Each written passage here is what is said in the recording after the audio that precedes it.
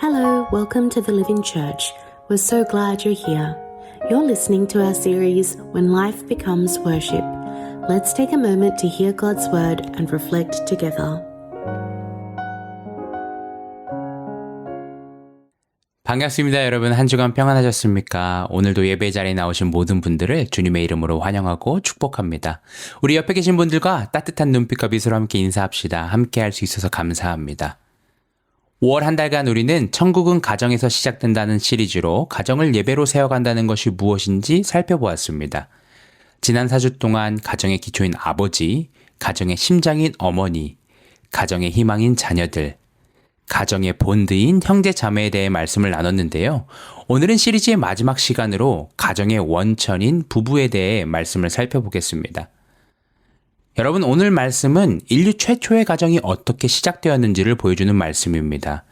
그리고 이 말씀은 단순히 결혼 생활을 어떻게 잘할 것인가에 대한 기능적 부분을 살펴보는 시간이 아니기 때문에 현재 결혼 생활을 하고 있는 부부들에게만 적용되는 말씀은 아닙니다. 오늘 이 시간 다양한 상황과 형편 속에서 예배를 드리시는 분들이 계실 텐데요. 때로는 삶의 여러 과정 속에서 부부관계와 가정에 대한 아픔, 상실감을 안고 이 자리에 앉아 계신 분도 계실 것이고, 부부에 대한 이야기가 너무 먼 이야기처럼 들리시는 분들도 계실 것입니다. 만약 그런 분들이 계시다면 오늘 이 말씀을 통해 하나님께서 여러분에게 무엇을 말씀하시길 원하시는지 기도하는 마음으로 말씀을 들으시길 부탁드립니다. 또한 오늘 선포되는 말씀이 누군가에게 소외감을 주거나 마음의 깊은 상처를 건드리지 않기를 바랍니다. 대신 선포되는 말씀을 통해 하나님께서 처음부터 설계하셨던 가정의 아름다움과 우리를 향한 창조주의 온전한 사랑을 함께 바라보는 시간이 되길 원하는데요. 더 나아가 말씀의 능력으로 우리 모두의 마음속에 에덴의 평안과 천국의 기쁨이 회복되기를 주님의 이름으로 축원합니다. 이 시간 기도하겠습니다. 창조주 하나님, 오늘도 우리를 예배의 자리로 불러주심에 감사합니다. 주님의 은혜로 우리가 말씀 앞에 섭니다. 이 시간 선포되는 말씀이 단순한 정보가 아니라 하나님의 세밀한 음성임을 기억하며 모든 가정에 주님의 임재가 경험되기를 소망합니다. 성령님, 이 시간 부부관계와 가정의 아픈 상처들을 가진 자들이 있다면 그들을 위로하시고 그 아픔들을 치유하여 주시옵소서. 또한 말씀을 전하는 자와 듣는 자 모두 한 마음으로 주님 앞에 설 수 있도록 도와주시옵소서. 예수님의 이름으로 기도합니다. 아멘. 여러분, 부부가 되고 가정을 이룬다는 것은 참 놀라운 일입니다. 서로 다른 두 사람이 만나서 사랑하기를 결단하고 하나가 된다는 것은 정말 어려운 일이지만 동시에 아름다운 일인데요. 저희 부부는 이번 7월이면 결혼한 지 10주년입니다. 10년을 같이 살아도 여전히 함께하는 법을 배우는 중인데요. 아시다시피 결혼은 사회적 제도입니다. 법적 계약이고 문화적 관습이며 역사적 산물이죠. 하지만 이 땅에 존재한 첫 번째 부부, 그 가정은 하나님께서 만드셨습니다. 그렇기 때문에 부부가 되고 가정을 이룬다는 것은 단순한 사회적 제도이자 계약 관계를 넘어 하나님의 창조 질서를 보여주는 생생한 모습이기도 합니다. 오늘 본문 창세기 2장 20절에서 25절을 자세히 살펴보기 전에 우리는 본문의 이야기가 어떤 흐름 속에 있는지 먼저 알아야 하는데요. 창세기 2장은 창세기 1장의 창조 이야기를 다른 렌즈로 다시 보여주는 장이라고 할 수 있습니다. 창세기 1장이 창조의 전체적 그림을 보여준다면 2장은 그 중심에 있는 인간 관계를 확대해서 보여줍니다. 본문 바로 앞 내용을 보면 먼저 하나님은 남자가 혼자 있는 것이 좋지 않으니 그를 돕는 사람, 곧 그에게 알맞은 짝을 만들어주겠다고 선언하셨습니다. 그런데 여기서 이상한 점이 있습니다. 남자가 혼자 있는 것이 좋지 않다면 바로 여자를 만들어주시면 될 텐데 하나님은 느닷없이 흙으로 각종 들짐승과 공중의 새를 지으시고 아담에게로 이끌고 오셨습니다. 그리고 아담에게 그들의 이름을 짓게 하십니다. 하와를 만드시기 직전 하나님은 왜 이 모든 동물들을 아담에게 데리고 오셨을까요? 여러분, 이것은 단순한 분류 작업이 아니었습니다. 하나님은 아담이 스스로 자신의 필요를 발견하도록 이 과정을 설계하셨던 것입니다. 아담은 수많은 생명체들을 하나씩 바라보면서 나와 같은 존재가 없다고 깨닫습니다. 하나님은 아담에게 해결책을 주시기 전에 먼저 그 필요를 느끼게 하신 것입니다. 이렇게 아담이 자신의 고독과 연약함을 철저히 깨닫고 그 마음이 간절해졌을 때 비로소 하나님은 아담을 깊이 잠들게 하시고 위대한 가정을 건축하기 시작하십니다. 흥미롭게도 이스라엘 주변 어느 민족에도 여자의 창조를 독립적으로 다루는 전승은 없다고 하는데요. 창세기는 여자의 창조 이야기에 상당한 분량을 할애합니다. 왜냐하면 여자의 창조는 단순한 창조 이야기를 넘어 하나님이 설계하신 가정과 결혼의 기원을 이야기하고 있기 때문입니다. 그렇다면 하나님이 설계하신 이 가정, 이 부부의 모습은 구체적으로 어떠한 모습일까요? 오늘 본문 창세기 2장 20절에서 25절 말씀을 통해 가정을 예배로 세워가는 부부는 어떠한 모습인지 함께 살펴보기 원합니다. 첫째, 가정을 예배로 세워가는 부부는 하나님의 주권적 인도하심을 받습니다. 본문 21절에서 22절 말씀을 다시 볼까요? 21절 말씀입니다. 그래서 주 하나님이 그 남자를 깊이 잠들게 하셨다. 그가 잠든 사이에 주 하나님이 그 남자의 갈빗대 하나를 뽑고 그 자리는 살로 메우셨다. 주 하나님이 남자에게서 뽑아낸 갈빗대로 여자를 만드시고 여자를 남자에게로 데리고 오셨다. 여러분, 아담이 하와를 만나서 함께하는 과정을 자세히 보세요. 아담이 혼자 있는 것이 좋지 않으니 알맞은 짝을 만들어주겠다고 하신 것도 하나님이었고요. 그를 깊이 잠들게 하신 것도 하나님이셨습니다. 그리고 갈빗대를 하나 뽑아서 여자를 만드신 것도 하나님이셨고 여자를 아담에게로 데리고 오신 것도 하나님이십니다. 이 경이로운 장면 속에서 정작 당사자인 아담은 무엇을 하고 있었습니까? 놀랍게도 아담은 아무것도 하지 않았습니다. 그는 그저 깊은 잠에 빠져 있었을 뿐입니다. 즉, 가정이 탄생하는 놀라운 순간에 인간의 노력이나 조건, 어설픈 참견은 철저히 배제되었다는 뜻이죠.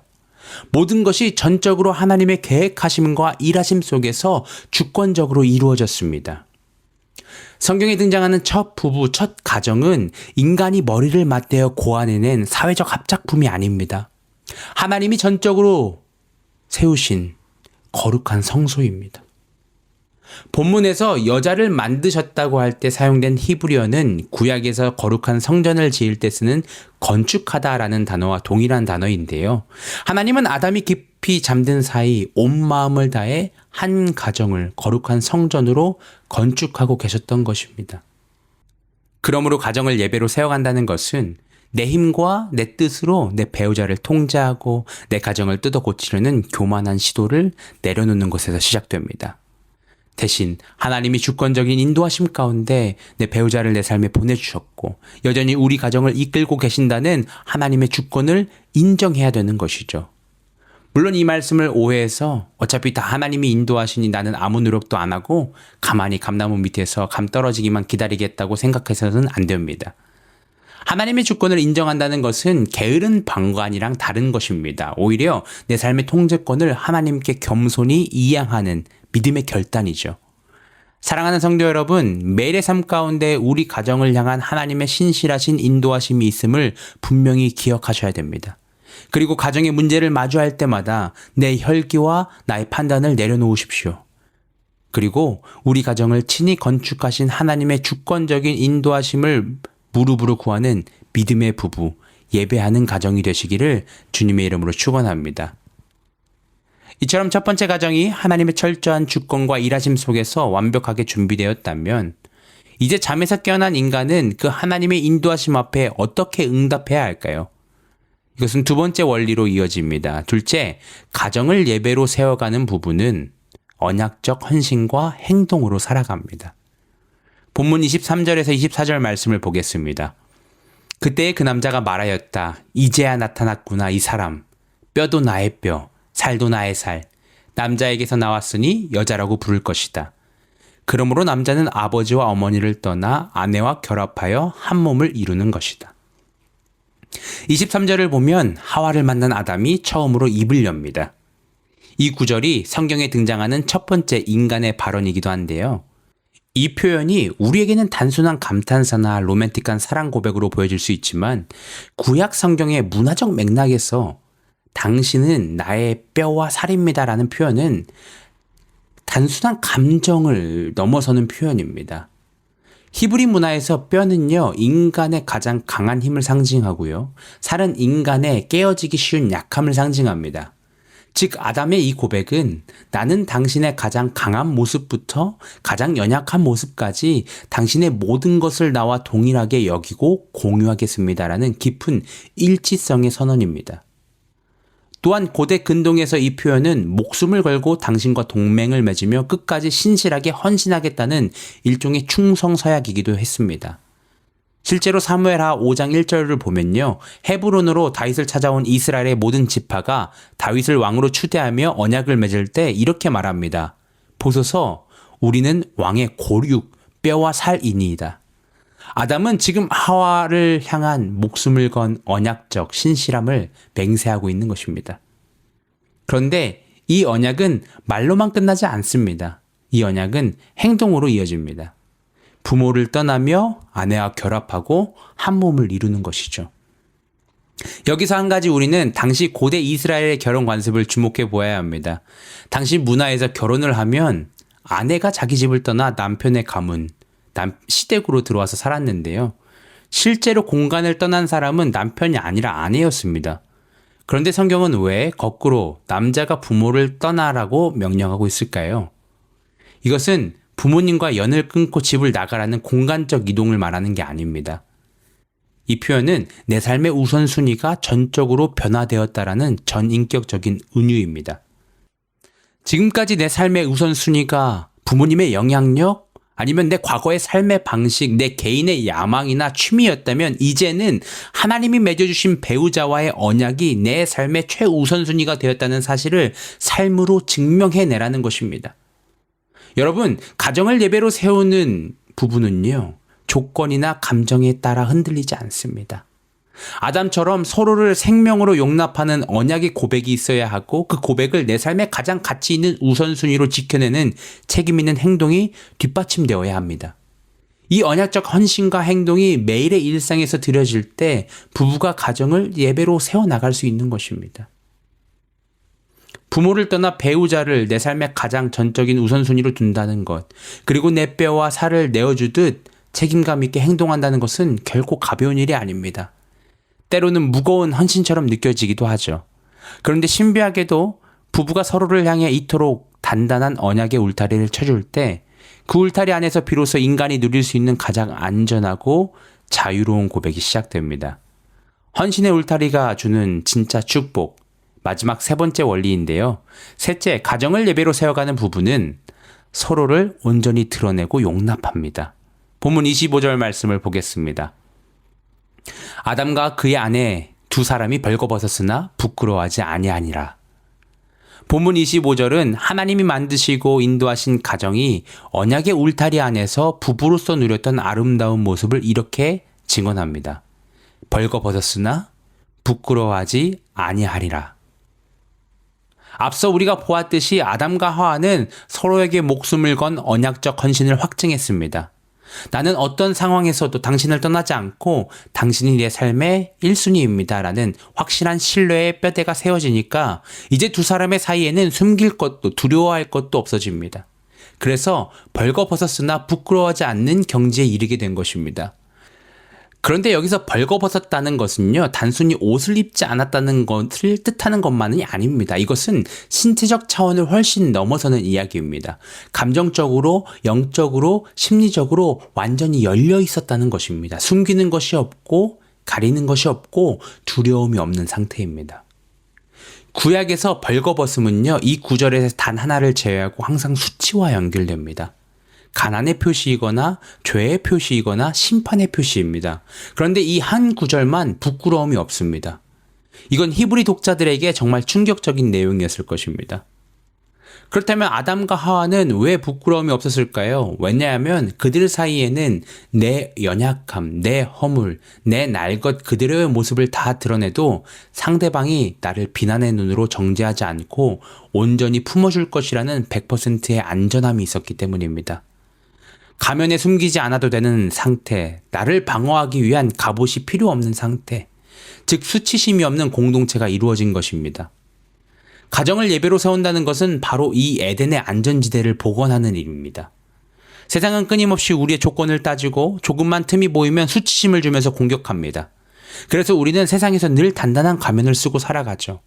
문제는 세상에서 쓰던 그 두껍고 단단한 가면을 집으로 돌아와서도 차마 벗지 못한다는 사실인데요. 배우자 앞에서도 내 약함을 들키면 무시당할까봐 방어 기제를 치고 내 허물을 감추기 위해 날카로운 말로 먼저 공격하곤 합니다. 이것이 타락한 이 땅을 살아가는 우리들의 안타까운 현 주소인데요. 그러나 하나님이 묶어주신 가정, 예배하는 부부의 품은요, 세상에서 지치고 상처 입은 서로의 벌거벗은 연약함을 그대로 안아주는 가장 안전한 장소가 되어야 합니다. 배우자의 허물이 보일 때 정죄의 칼날을 드는 것이 아니라 내 온전한 용납으로 그 수치심을 가려주어야 합니다. 여러분, 베드로전서 4장 8절 말씀을 보면 무엇보다 뜨겁게 서로 사랑할지니 사랑은 허다한 죄를 덮느니라 고 선포하고 있습니다. 가정을 예배로 세워가는 부부는 서로의 수치심을 사랑으로 덮고 서로를 온전히 드러내도 부끄럽지 않는 관계가 되는 것입니다. 이것이 하나님이 창조하신 첫 번째 부부의 모습이었습니다.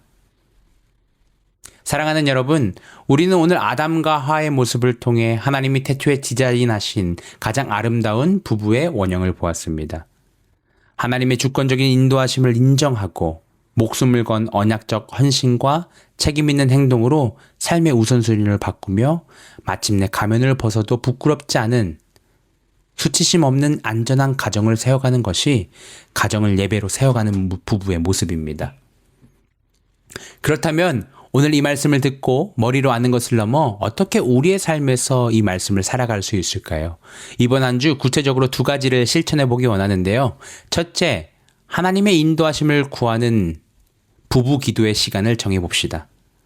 물론 가정 예배나 개인 묵상 그리고 개인 기도 시간을 따로 갖고 계시다면 정말 잘하고 계신 것입니다. 하지만 특별히 이번 한 주는 부부가 함께 기도하는 시간을 정해서 기도해 보시길 바랍니다. 여러분, 가정을 세우고 이끄시는 분은 하나님이십니다. 하나님이 잠들게 하셨고 만드셨고 이끌어 오셨습니다.